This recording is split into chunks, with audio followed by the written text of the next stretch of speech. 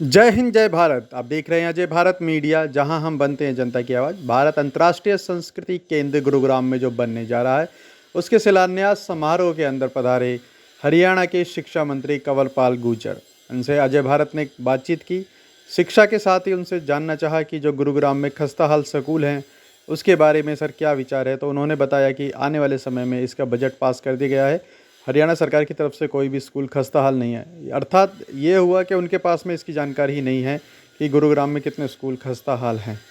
आप इस खबर के माध्यम से देखते हैं संस्कृति हॉल की जो उन्होंने भव्य अनावरण किया। इसके साथ ही आए हुए गणमान्य व्यक्तियों को सम्मानित भी किया गया। हमारी ये खबर को शेयर जरूर करें। देखिए ये खबर। धन्यवाद। जय हिंद जय भारत।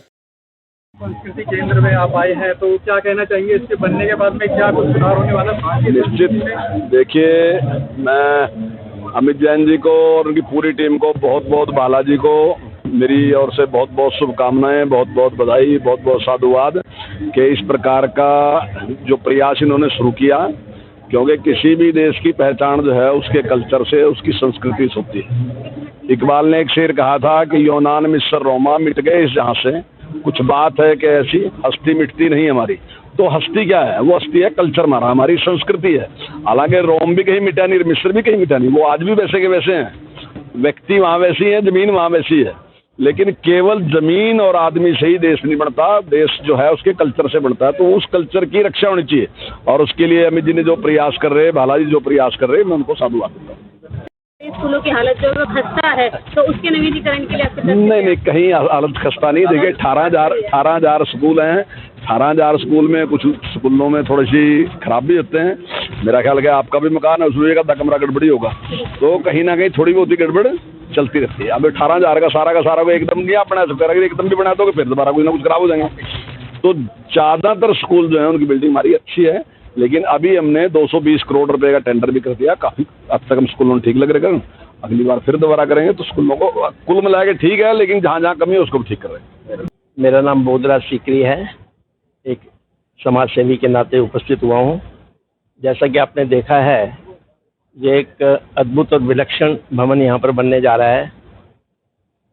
आपने दिल्ली में देखा होगा, एक इंडिया इंटरनेशनल सेंटर उसे कहते हैं, लेकिन ऐसे भवन में भारतीयता की झलक नज़र नहीं आती। यहाँ सबसे पहले बात की जा रही है संस्कृति की।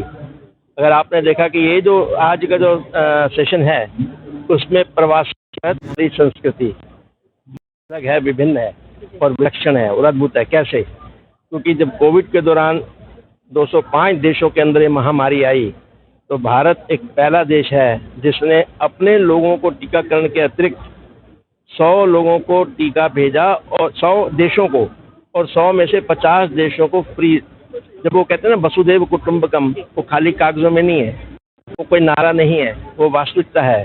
दिनों में सद्भावना हो, विश्व का कल्याण हो, हम सिद्ध करते हैं जब तक कोई हमें छेड़ता नहीं हम उसको छेड़ते नहीं है।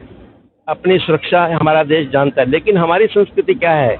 औरों को देना, जो भी असहाय हैं उनके बारे में सोचना।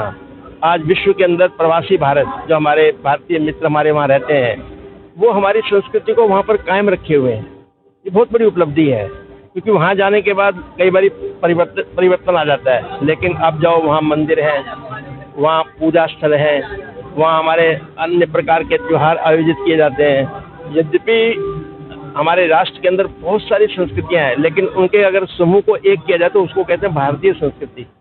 तो वो उसके निमित्त जो यहाँ पर ये भवन बनने वाला है, और इसमें एक ऐसे चाणक्य जी की याद जो दृष्टा थे जिन्होंने अखंड भारत का सपना देखा था, उनके कुछ एक लोगों के कुछ जब आपने टिप्पणी पढ़े पीछे, तो वास्तव में उन लोगों ने राष्ट्र के लिए अपना जीवन समर्पित कर रखा था।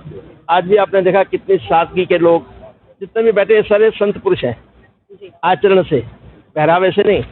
तो इस आयोजन के लिए आज तो समापन की ओर चल रहा है, तो मेरी बहुत उनसे बधाई भी है और ईश्वर से प्रार्थना है कि एक तो इस प्रकार के आयोजन होते रहे ताकि आने वाली युवा पीढ़ी को नए संस्कार मिले और हमारा राष्ट्र और आगे बढ़े, और जो विश्व गुरु का हमने 25 साल में आने वाले एक सपना देखा है वो हमारा पूर्ण हो, और अखंड भारत जो हमारा एक सपना है वो भी हमारा पूरा हो।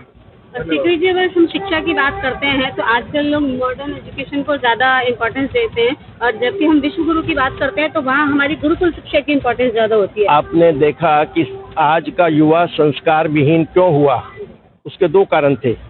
एक कारण था शिक्षा पद्धति, क्योंकि औरंगजेब और शाहजहां और बाबर के बारे में तो लोगों को पता था। दुर्भाग्य की बात यह है कि शिवाजी, महाराणा प्रताप के बारे में कोई जिक्र नहीं है। एक कारण था शिक्षा पद्धति, दूसरा कारण था उस समय माँ और जननी एक होती थी। 50 वर्ष पूर्व जो जन्म देती थी वही पालन करती थी, तो उस माँ के जो संस्कार थे उस बच्चे के अंदर अंकुरित होते थे। लेकिन समय बदला, परिस्थितियाँ बदली, हालात बदले। आज जननी तो कोई भी बन सकती है, लेकिन माँ का काम कौन कर रहा है? माँ का काम आजकल एक दाई कर रही है, एक मेड कर रही है। तो वो परिवर्तन भी हमें समाज के अंदर लाना होगा। धन्यवाद।